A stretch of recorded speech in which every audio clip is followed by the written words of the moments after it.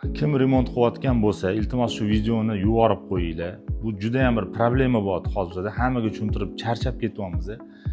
Korobka paytida remontinglarda elektrikli kabel tashab ketyapti-da, mana bunaqa dumaloq kaltso qo'yib ketyapti. Shu kaltsoni qo'ymay turinglar, iltimos qilaman. Bu kaltsoni qo'yishdan oldin rozetka uchatil tanlab olganinglar yaxshi. Nimaga siz mana bunaqa italyanskiy seriyaga уже mana bunaqa прямоугольный kaltsolar tushadi. Shuni oldindan tanlasangiz, ertaga sizga yoqib qolsa bu qo'ya olmaysiz, demontaj qilishingiz kerak. 2-3 barobar pulga tushib ketib qoladi. Buni narxi hech qancha emas, 10 ming so'm, 15 ming so'm farq qiladi oddiy bilan.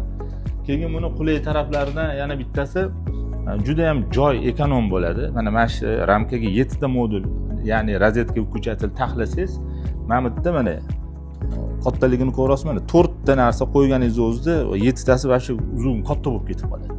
Xullas ham joydan yutasiz, ham modellarati juda zo'r, ingichka, narxi ham unaqa ag'anatib qo'yadigan narx emas. 5 yil garantiya, Turkiya mahsuloti.